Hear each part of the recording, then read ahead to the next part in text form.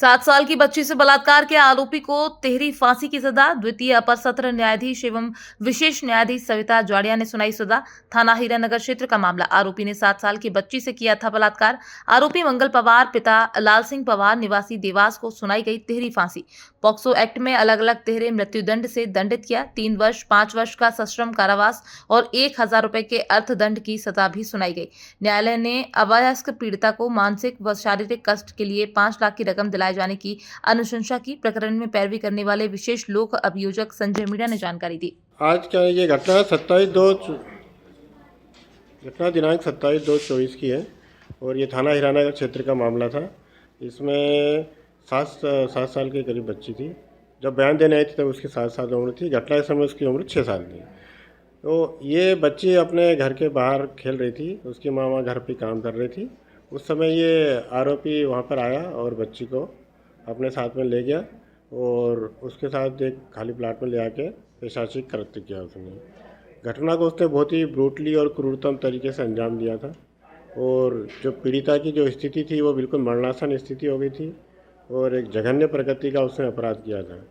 और इसमें पीड़िता को तत्काल मेडिकल सहायता मिली क्योंकि उसी समय उसकी माँ भी वहाँ पर आ गई थी। तो उसने आरोपी को ऐसा कृत्य करते हुए देख लिया था और फिर जब माँ ने चिल्लाया तो ये उठ के अपने कपड़े संभालता हुआ वहाँ से भागा था।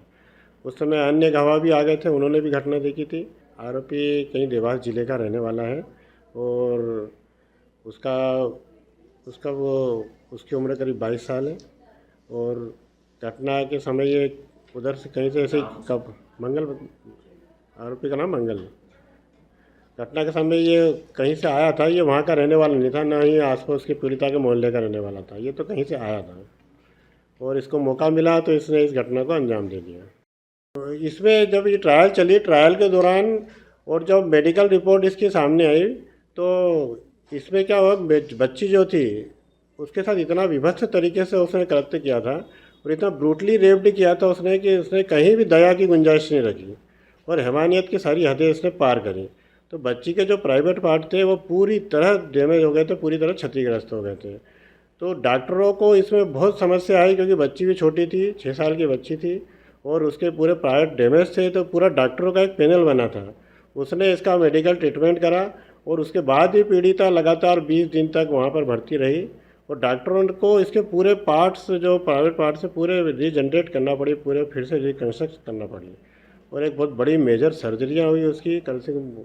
उसके बाद इसका जीवन बचा, नहीं तो ये बिल्कुल मृत्यु तुल्य कष्ट में थी और ये इसका जीवन ख़त्म हो चुका था।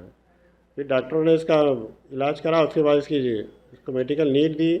उसके बाद ये ट्रायल इसकी कोर्ट में चली थी। तो जो उसका मेडिकल है वो देखते हुए और जो अभी जो नया अमेंडमेंट आया जो पॉक्सो एक्ट में 2019 में, उनको देखते हुए इसका कृत्य बिल्कुल गंभीर कृत्य, जघन्य प्रकृति का कृत्य माना गया और इसको फांसी की सजा दी।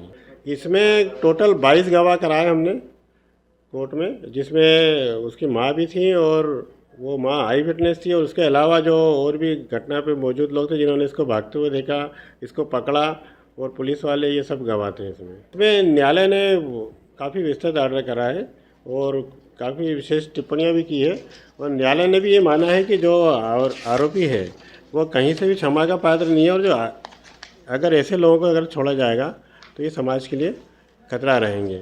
और उन्होंने न्यायालय ने ये भी माना है कि छोटी बच्चियां हैं, ये बहुत सॉफ्ट टारगेट होती हैं और इनके साथ ऐसे जघन्य कृत्य करना ये कहीं से भी क्षमा योग्य नहीं है। ये पॉक्सो एक्ट का केस था और ये विशेष न्यायालय सुश्री सविता जाड़िया मैडम के यहाँ पर ये केस चला था।